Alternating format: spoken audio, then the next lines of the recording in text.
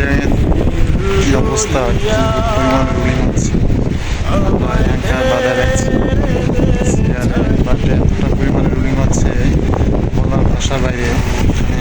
কি বলবো, দেখেন কি পরিমাণে রুলিং হচ্ছে। এক জায়গা দাঁড়িয়েও থাকতে পারছি না, পরিমাণে অবস্থা, কি অবস্থা খারাপ।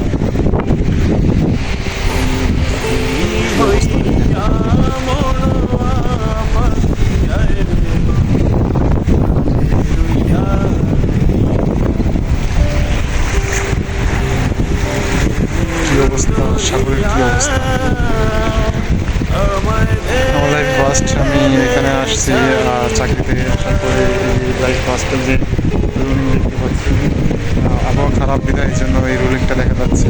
আসার পরে তো রুলিং বাঁধিনি, এই জন্য একটু সেভেছিলাম। বাট এখন যে অবস্থা রুলিংয়ের খুবই ডেঞ্জারাস, ক্রিটিক্যাল।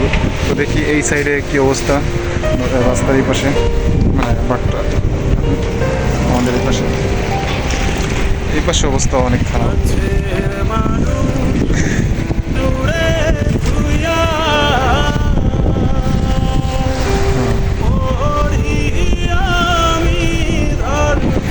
পাশটা দেখেন কি অবস্থা, কি পরিমাণে রোলিং হচ্ছে।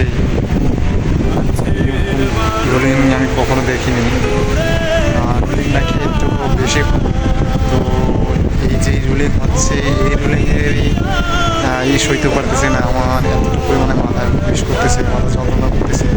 তো আমি চিন্তা করলাম দেখি একটা ভিডিও করে দেখাই যে নাবিকদের জীবন অতটা সহজ না, আপনারা যতটা সহজ মনে করেন। নাবিকরা অনেক রিস্ক নিয়ে